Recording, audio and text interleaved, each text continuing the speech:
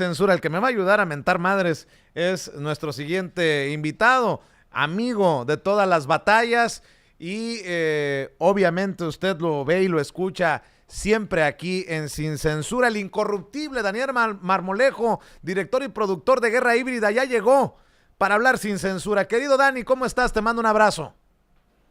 Querido Vicente, un gusto, un placer de saludarte a ti, a toda la extraordinaria audiencia de Sin Censura, en este ejercicio periodístico que multiplicas con enorme alegría y gran fuerza a lo largo de toda la semana. Muchas felicidades, Vicente. Ojalá y podamos en algún momento seguir contribuyendo en todos tus espacios en esta estructura de comunicación que has diseñado y que tiene a bien tener gente muy valiosa que seguimos y apreciamos. Y desde luego también muy honrado de dar continuidad a esta emisión tuya después de mi querido amigo y hermano Lord Molécula, a quien le mando un abrazo con muchísimo cariño. Claro, a tus órdenes, sí, querido Vicente. Hace falta el incorruptible Daniel Marmolejo en Sin Censura con su propio programa, pero bueno, algo que ya iremos afinando y ojalá que se cristalice, mi querido Daniel. Oye, Daniel, y es que hay tantos temas y muchas veces se nos quedan en el tintero por cuestiones de tiempo, pero a ver si nos alcanza. En momentos en que le mientan la madre al presidente Andrés Manuel López Obrador, dos personas en un avión, se da a conocer que en febrero el presidente Andrés Manuel López Obrador tiene una aprobación del 63%. A mí por eso me da risa, y yo sé que la risita es la que calienta. Para los medios de comunicación, sobre todo tradicionales, fue noticia lamentada de madre para el presidente. Es el reflejo del cansancio, del hartazgo, se acabó la luna de miel con López Obrador. Pero pues yo tengo otros datos, como diría el presidente, Daniel. Vicente, evidentemente esto es parte de una planificación de ataques permanentes en contra del presidente. Y viene esto a colación de una semana en donde pues se le suelta el guante encima a Raúl Beirute, quien promovía a las fake ministas a través de una de sus operadoras dentro de su organización Gene Group.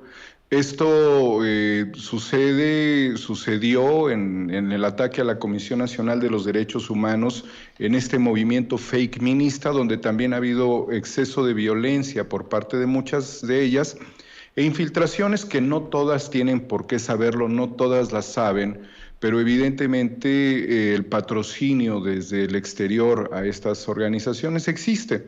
Y muchas de estas cuestiones se reproducen de manera sistemática en distintos lugares del mundo. Particularmente el tema de la aparición de estas personas cuando el presidente tiene una aprobación muy buena, y yo creo que sería todavía más la aprobación que los 63 puntos que se le está dando en este momento, se da justamente cuando vuelve a suceder que la Fiscalía está pidiendo el desafuero de Cabeza de Vaca, cuando se ordena a través de un juez la detención de Raúl Beirute, cuando hemos visto también que es detenido en Acapulco el exgobernador Mario Marín, y evidentemente cuando se está promoviendo un pacto para que los gobernadores no interfieran en la elección próxima. Entonces es natural, es obvio que todos estos grupos estén orquestando distintos ataques en contra del presidente. Y algo muy importante, Vicente, que no hay que dejar pasar y que lo comentaba mi querido amigo Carlos Pozos, Lord Molécula. Se está tratando de demostrar la vulnerabilidad en cuanto a la circunstancia del presidente, no solamente en lo que puede ser un acto fortuito o un acto orquestado por la derecha de insultar al presidente de la República en un avión, que si no queremos, bueno, se puede profundizar y determinar que incluso esos a los que les dicen jóvenes, pues son personas de más de 40 años, están más cerca de la tercera edad y de recibir su aportación federal que evidentemente de la juventud. Son chavorrucos los que le gritaron al presidente. Pero es una acción que intenta socavar la presencia física y esto es motivo de preocupación.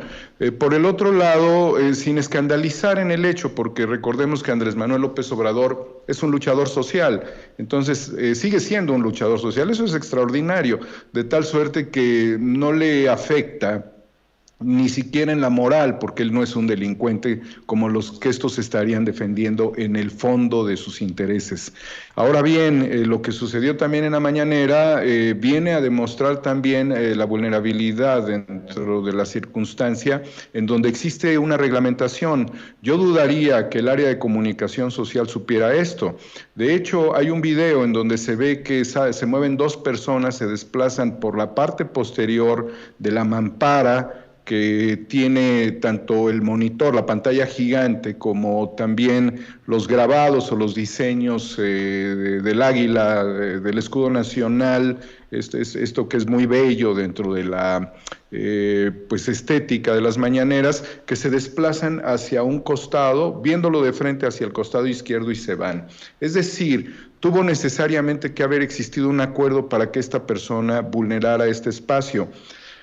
Pero nuevamente el presidente toma el control, es decir, su capacidad, su enfoque humanista de todo, absolutamente todo, republicano y demócrata, viene nuevamente a ponerse junto con su gran templanza para poder controlar esto que sería un incidente. Imagínate si esto lo hubieran hecho a Peña Nieto, pues se tira debajo se lanza al suelo, ¿no? Como una señal de preocupación. No, aquí el presidente lo supo manejar muy bien y qué bueno. Sin embargo, son cosas que no se deben dar. Te puedo decir de manera personal que me han buscado muchas personas con documentos como estos, escritos a mano, en donde me dicen que en el reclusorio Oriente, por una persona, por un delito, con una causa penal que no tiene sentencia de 9 años, son temas de mayor preocupación, al igual que la situación de este joven, pero las instancias, como hay que manejarlo, como hay que orientarlo,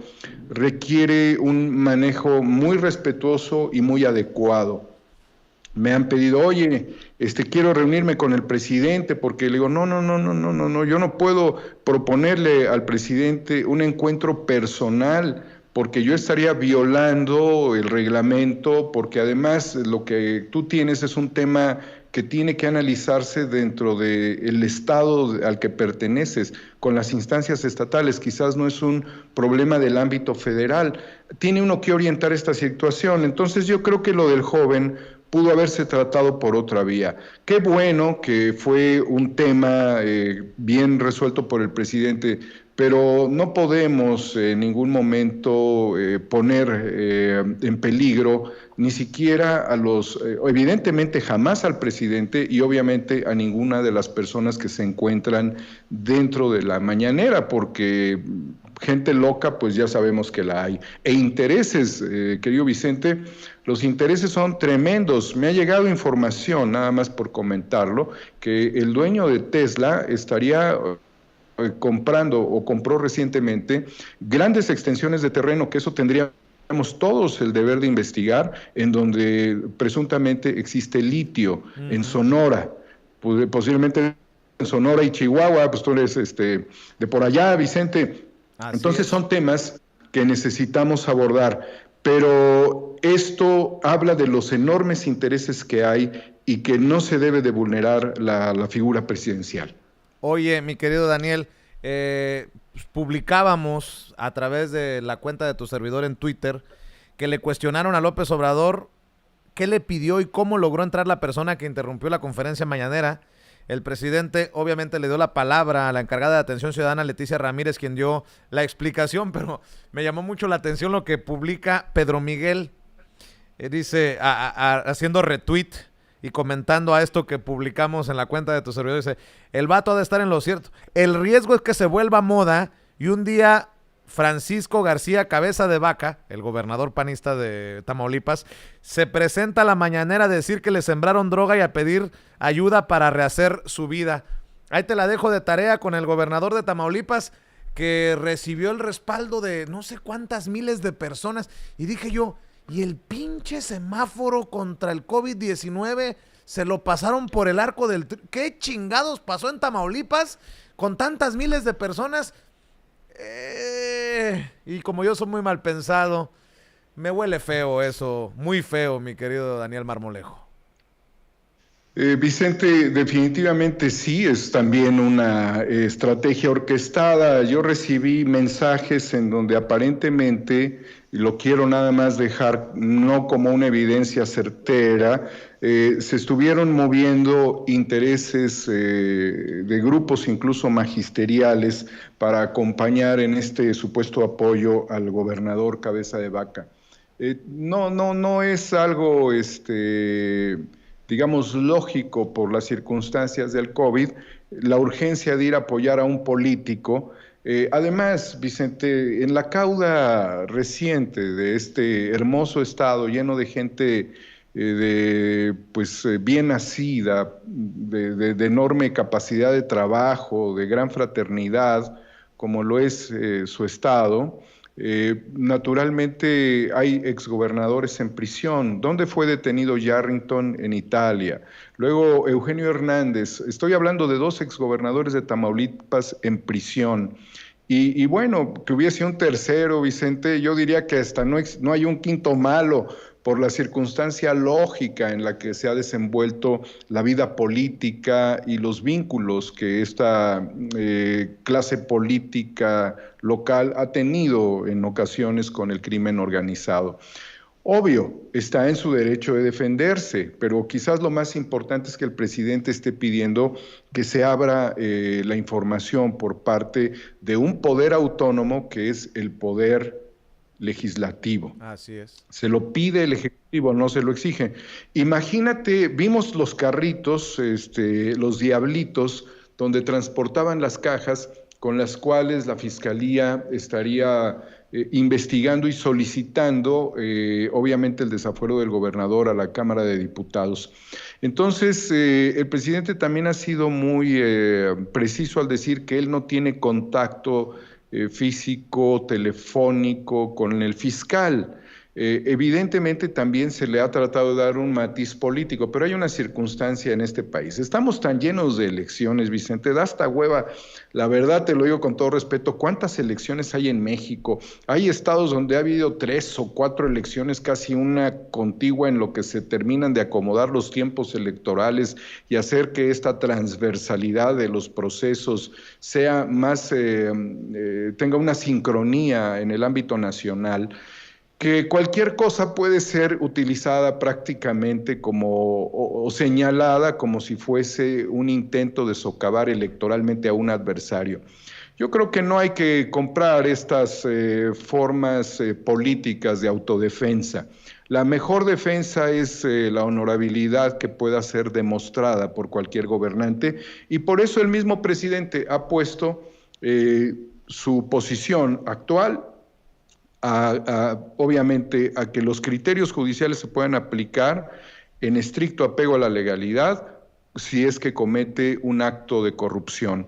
Y en ese sentido, Vicente, también decirte que en este momento el presidente Nicolás Sarkozy le está pasando sumamente difícil porque acaba de ser condenado a 3 años de prisión por delitos de corrupción y de tráfico de influencias cuando él era presidente de Francia.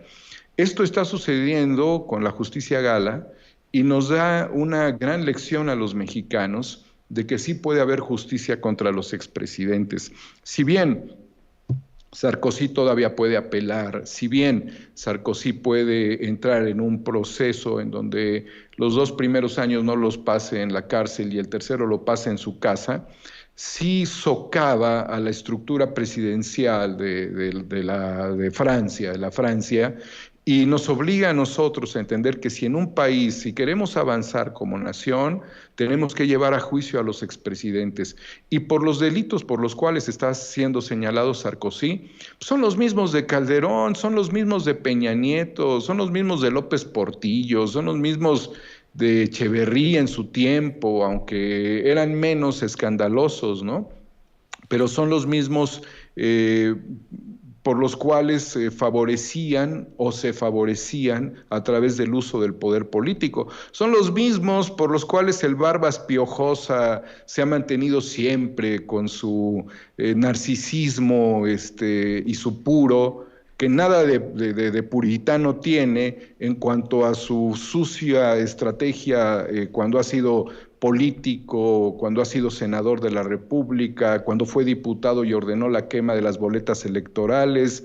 O sea, lo que ha sucedido en Francia, nosotros lo debemos de aplicar en México si es que queremos evolucionar, querido Vicente, y de allí también, si hay que aplicárselo a cualquier expresidente, pues ¿por qué no a alguno de los gobernadores? Aquí son donde nos preguntamos de manera muy precisa, ¿qué está pasando con el caso Emilio Lozoya? Ya es mucho tiempo. ¿Qué pasa con los exgobernadores? ¿Sí? ¿Qué pasa con los gobernadores que fueron fueron senadores y que estuvieron en esta estrategia de corrupción y que eran panistas muchos de ellos y extorsionaban a los priistas, o sea, los panistas extorsionando a los priistas?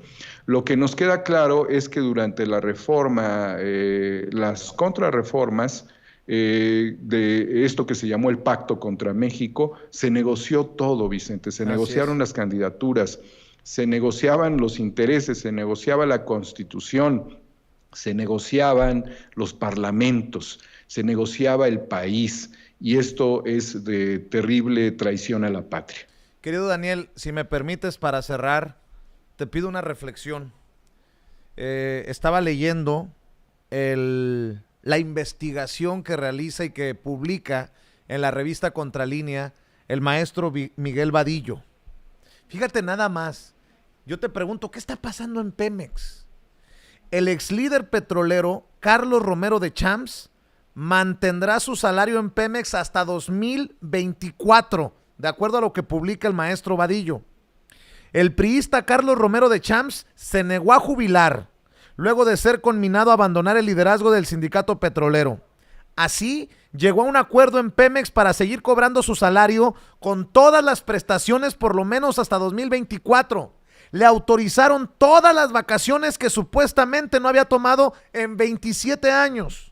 El principal ejemplo de corrupción, abuso y cinismo, escribe Miguel Vadillo en Petróleos Mexicanos, es el exsecretario general del sindicato petrolero, Carlos Romero de Champs, quien después de una vida de lujos y excesos a costa del erario público y de las cuotas cobradas a los trabajadores petroleros, sin olvidar su participación directa en aquel desvío millonario de recursos públicos para la campaña presidencial del PRI en el conocido caso como Pemexgate, ahora resulta que se niega a jubilarse para seguir cobrando su salario en Pemex con todas las prestaciones, por lo menos hasta 2024. Este abuso sin límite de Romero de Champs en las últimas 3 décadas continúa debido a la inexperiencia en las negociaciones con el sindicato y el desconocimiento que tienen de Pemex su director general Octavio Romero y el director corporativo de Administración y Servicios Marcos Herrería, quienes no han podido hacer que se aleje de la empresa el ex líder del Sindicato de Trabajadores Petroleros de la República Mexicana, quien sigue al mando del comité ejecutivo. Dame un poco de luz, ayúdame a digerir este mierdero, mi querido Daniel Marmolejo. No hay manera de justificarlo, querido Vicente, no hay manera, porque nos demuestra que en Pemex no están pasando las cosas que debieran pasar. Yo he recibido cantidad de denuncias desde Tabasco, por ejemplo, en donde incluso ciertos grupos están interesados en contratar escorts vinculados desde luego a la paraestatal, ¿sí? Para hacer orgifiestas, y que después te topes con esto que es mantener el salario, las vacaciones. Además, te voy a decir muy claramente, Vicente, es una simulación. Estos no necesitan ni sus salarios, estos no necesitan ni sus vacaciones, estos siempre han vivido justificándose la vida de 1000 formas distintas. Pero lo que sí está muy claro es que el que mantengan estos acuerdos es porque mantienen control político dentro de Pemex. Más allá de que sean sus salarios, sus ingresos, que ni les sirven. Estos son multimillonarios, son jeques. México hizo jeques a través del petróleo. que sufragaban el gasto de la nación, destruyeron a la paraestatal, la desindustrializaron, la llevaron prácticamente al fracaso, la endeudaron monstruosamente y subían a sus pinches perritos en jets privados como la hija de Romero de Champs.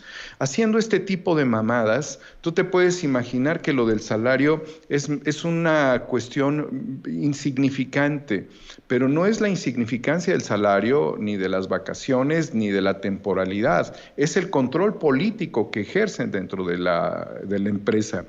¿Qué quiero decir con todo esto, Vicente? Que el director de Pemex no ha podido, o sea, esto es evidente, no ha podido poner orden interno dentro de la casa. Sabemos por parte de Carlos Pozos que ha habido endeudamiento con empresas pequeñas y medianas contratadas por Pemex a las cuales no les pagan.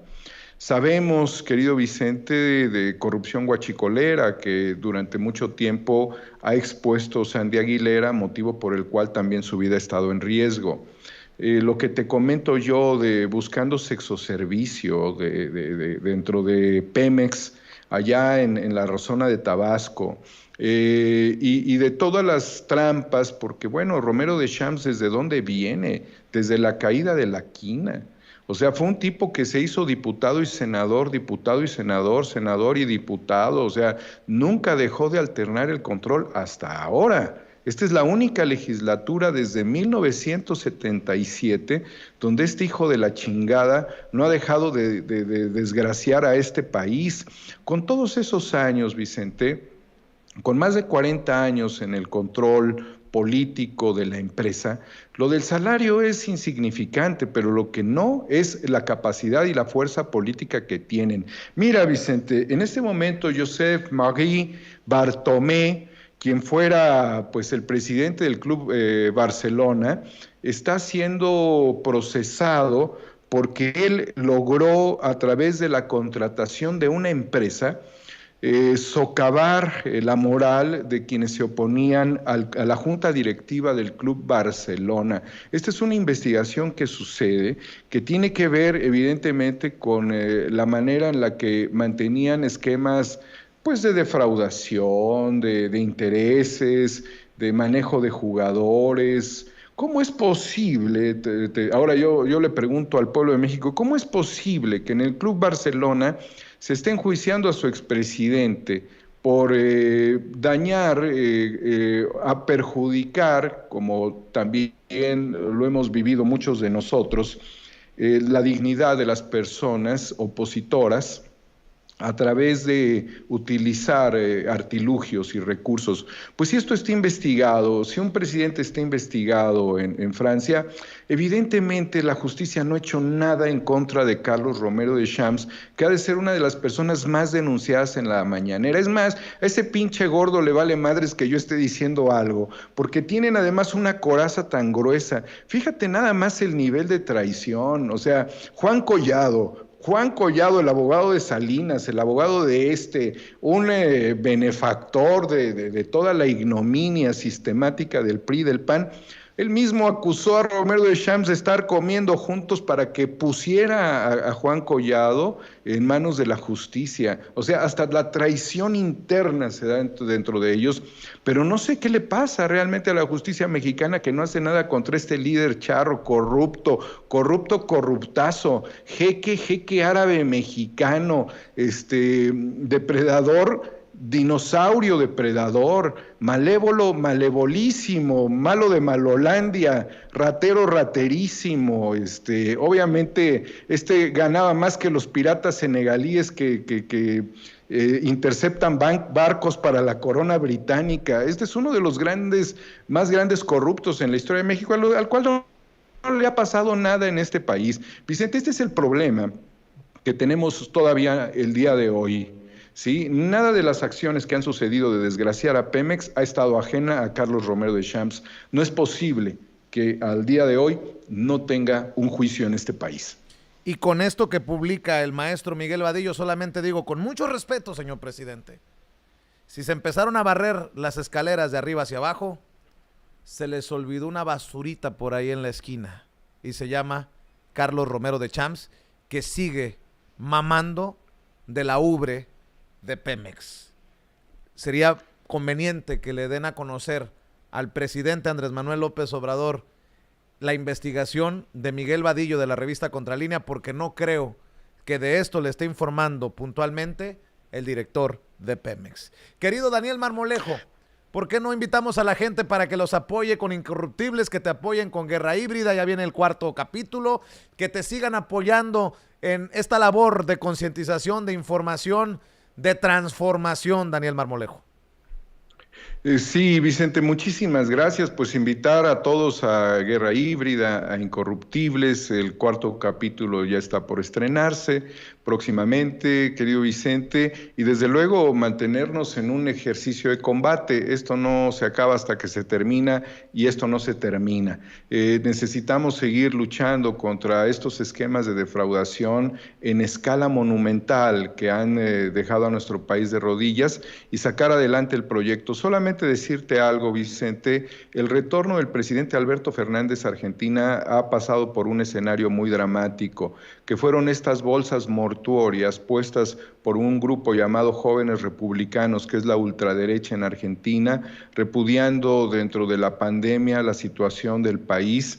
Sale la ultraderecha. Yo manejo esto conceptualmente dentro de un esquema de guerra híbrida, porque lo que intenta es socavar la moral del pueblo argentino y exhibir a nivel planetario la situación con nombres y apellidos de funcionarios públicos, de luchadores sociales, en un ejercicio verdaderamente monstruoso de la ultraderecha, la simulación mortuoria en bolsas, que nos lleva muy claramente al pensamiento fascista, al pensamiento depredador que se vivió tanto en Chile como en Argentina, y al drama terrible que se vivió en México durante el Calderonato.